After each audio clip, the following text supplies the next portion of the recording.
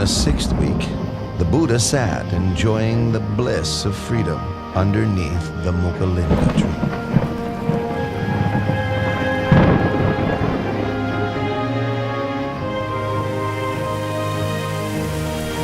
As he sat, the rain fell constantly.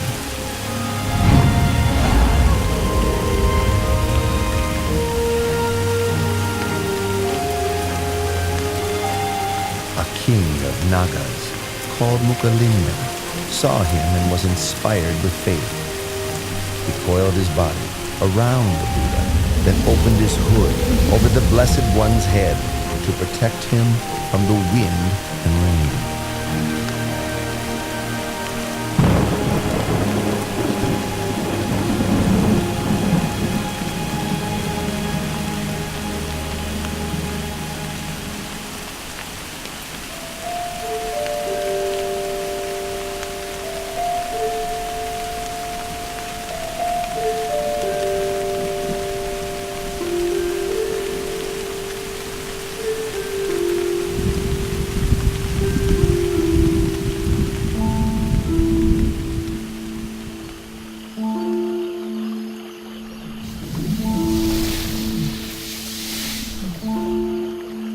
When the wind and rain subsided, he uncoiled from the Buddha and changed his body into the form of a young man, bowing and paying respects to the Buddha.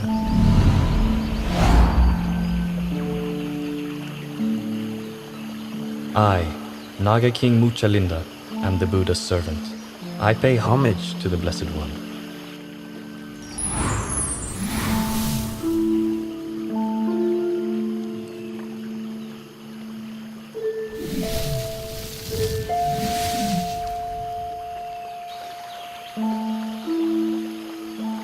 Silence is happiness for the one who has seen the Dharma. Delight in the peace of seclusion, harmlessness to all beings, freedom from lust, and overcoming sensuality. These are the highest joys in the world. Eradication of conceit is the greatest happiness of all.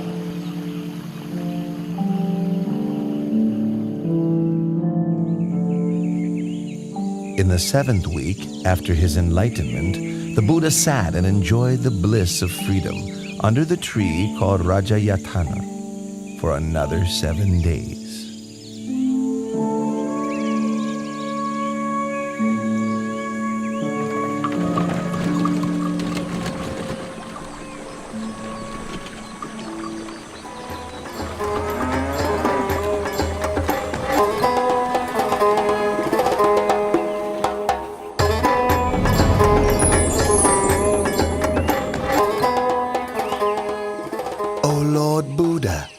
You have enjoyed the bliss of freedom for 7 weeks without taking any food to eat.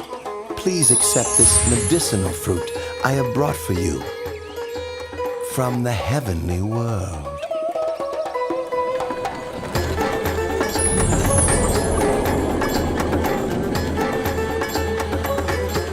Those 2 merchant brothers made merit with me in the past. I should take this opportunity to help them meet the Buddha.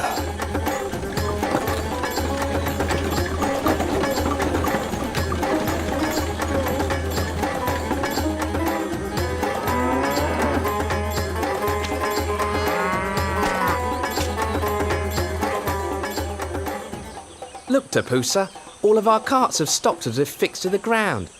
No matter how much our men work the bullocks to make them pull, the carts still won't budge. They just won't move. It's strange. Why would the... Huh? You 2 merchants, do you know that the just now enlightened, perfectly awakened Buddha is now sitting under the Rajayatana tree over there? You'd better go and pay your respects to him, then offer him the baked and ground grain meal you're carrying with you. It will be a cause for your benefit and happiness for a long time.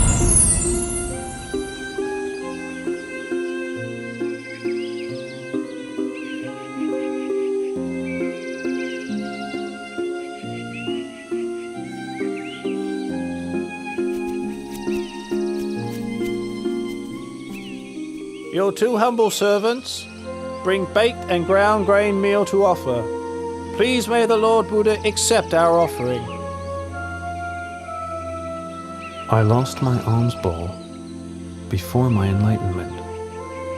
When I accepted the honeyed milk rice from Sujata, I floated the golden tray off in the stream.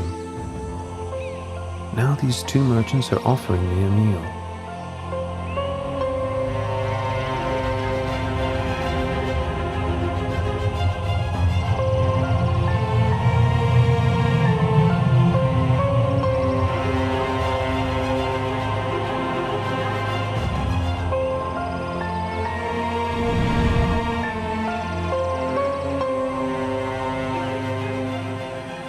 A recluse should not have more than one alms bowl.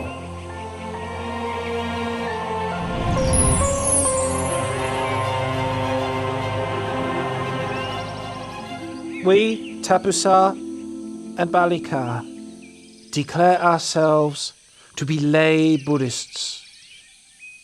We take refuge in the Buddha and the Dharma for the rest of our lives.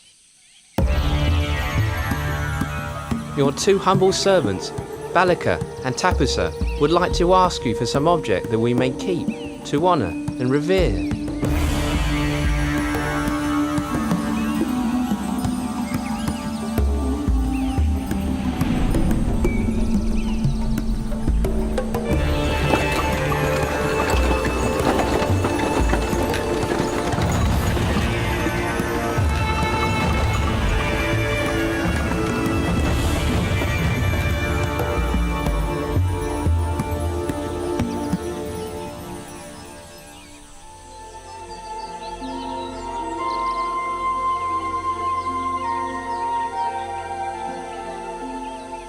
I have attained the Dharma, which is profound and subtle. It is difficult for ordinary people to understand and practice.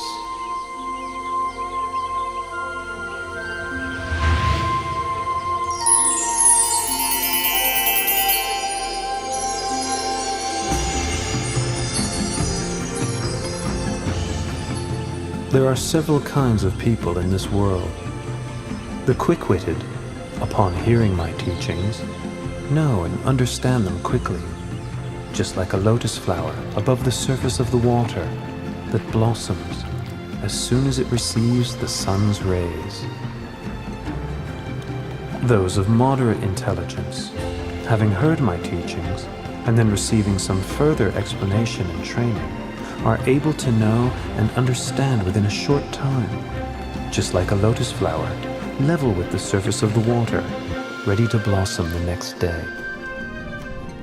The slow-witted, having heard the teachings, receiving further explanation and training, persevering with faith, are able to know and understand in the end, like a lotus flower below the water, which grows upwards before finally breaking through the surface and blossoming. The final kind of person, no matter how many times they hear the Dhamma, are unlikely to grasp the meaning or understand, although their listening may be a cause for realization in a future existence. This type may be compared to a lotus down in the muck and mire, falling prey to fish and turtles, not rising up and blossoming. This being the case, I'll preserve my life for the sake of spreading the Dhamma. I will teach humankind until the Dhamma becomes firmly established and widespread for the benefit and happiness of all for a long time.